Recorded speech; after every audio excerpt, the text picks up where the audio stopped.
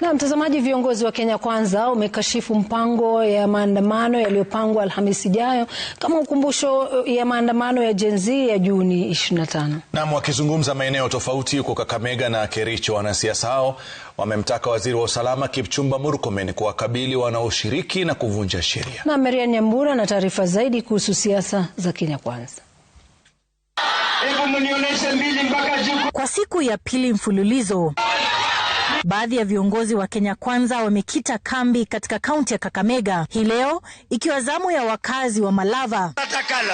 Viongozi zaidi ya 17 wa mrengo huo wakihudhuria hafla ya kuwapiga jeki wanawake hapa, wakishutumu maandamano ya Juni tarehe 25. Nimesikia kwamba wamepanga kufanya maandamano hii wiki inakuja tarehe 25.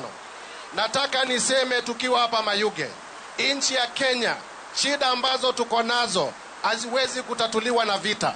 Shida ambazo tuko nazo haziwezi kutatuliwa na maandamano. Mimi nataka niambie ndugu yangu Murkomen na afisa wote wa serikali, ule jamaa akijaribu kuleta maandamano, nyinyi jipange, shika wale watu wote. Sisi Kenya saa hii tunataka umoja. Viongozi hao wakiendelea kumpigia debe Rais William Ruto. Sisi tunawatangazia wakabila kwamba hawana nafasi.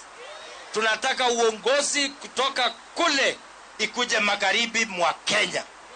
Hatuwezi kuchagua viongozi wa Kenya ambaye nia yao ni mbaya ya ukabila. Tunasema president wetu asonge mbele, aweke Kenya pale mbele, na sisi wananchi kazi yetu ni kumuunga mkono, tumpe tamu ya pili. Agenda hawana, agenda sera hawa, watu mpangolezi, watu mpangole. Marian Nyambura, runinga ya Citizen.